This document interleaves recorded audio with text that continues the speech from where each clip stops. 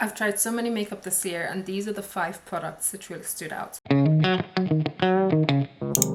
Number 1 is a Makeup Forever Super Boost Skin Tint. This is one of my favorite skin tint. This is something I reach for on a daily basis.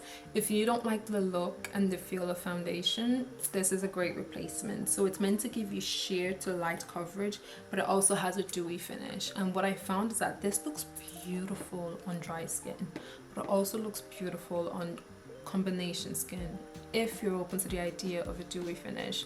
I have oily combination skin, depending on how well my skincare is, but I also love a dewy finish. And what I found is that for me to use this foundation and for it to last on my face and my oils not to attack it, I make sure to exfoliate my face the day before. I make sure to use a primer that has niacinamide in it, and I also make sure that my base is super duper hydrated. And by doing those 3 things, this baby looks beautiful on me. Beautiful on me. I always get compliments on my skin whenever I have this on, and this is one of my favorite purchases of 2025. I think that it might be one of your favorite purchases as well, so try it out and let me know what you think. Next is a Kryolan fixing spray. This is my favorite fixing spray, but this is not an everyday use kind of fixing spray, especially if you have sensitive skin, because it does contain alcohol, and I have sensitive skin and my skin does not like alcohol at all. But this is the setting spray that I reach for whenever I have my skin prep done perfectly and whenever I want to make sure that my face does not move. This is a professional grade setting spray, so it doesn't smell the nicest and you can kind of feel the film that it creates after using it. But I don't mind the feel of that because my makeup does not move. I love the setting spray. I really wish that they have a line that doesn't have alcohol in it, because this works perfectly, and it was really inexpensive as well. I think it was around £9 when I picked it up, so fingers crossed they come out with a sensitive line. The next product that definitely stood out in the year of 2025 is the SIMIHAZEBEAUTY Hydra Melt Dewy Skin Balm. I hate a glittery, shimmery highlighter. I love a glass-like, dewy, wet, glossy kind of look. And this is the perfect product to use whenever you want to achieve that look.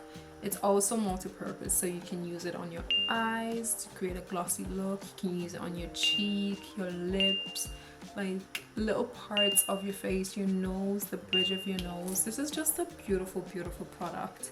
And I love using it specifically on my cheek and with a beauty blender. I feel like a beauty blender just creates a perfect wash of gloss over my cheeks. I love this product and I really think that you would as well. Next is a lip section. I've been obsessed with Ryan Destiny and Normani's lip combos for a while now. So when I saw that Ryan Destiny came out with a video where she detailed what lipstick that she wore, I ran to Boots and I picked up the ones that I could find. This is the Revlon Super Lustrous lipstick in the shade 671 Mink. This is a perfect everyday lipstick for a dark skinned girl. It's not too mauvey, it's not too pink, it's just the perfect shade. Like, I really like this color. Like, it doesn't clash with anything that I wear. I can always build up on different colors. I use it as a base sometimes to like mix different colors, and it just works perfectly. I really like this color. I like this a lot. Whenever I paired this with coffee from MAC, beautiful, just beautiful. Last but not least is the KJH Soft Smudge Lip and Cheek in the shade Soft Raisin. This is my favorite blush slash lipstick. I picked this up in January, and the main reason why I picked this up is because I felt like I was very blush heavy with my makeup, and I felt like blushes nowadays are way too pigmented and very hard to blend, and I really wanted to dial everything back and really learn how to control the amount of product that I put on. And this is the perfect product to do. So I would say this is really good for beginners and people that haven't picked up like really bad habits of putting on a shit ton of blush and then working your way backwards. This really teaches you how to control the amount of blush that you put on, because on the first swatch it's super duper sheer, but you can build it up to achieve your desired look. So it really helps you to control the amount of product that you put in. I also really like this because it's multi-purpose. You can use it on your lips, your eyes, your cheek. My favorite way of using this is I put it on my lip, on my cheek. I put the Revlon lipstick on my lips, and I put this on the inside of my lips so it looks like I've been bitten, and I really like that look. I think I also love it a lot because it's like the perfect red.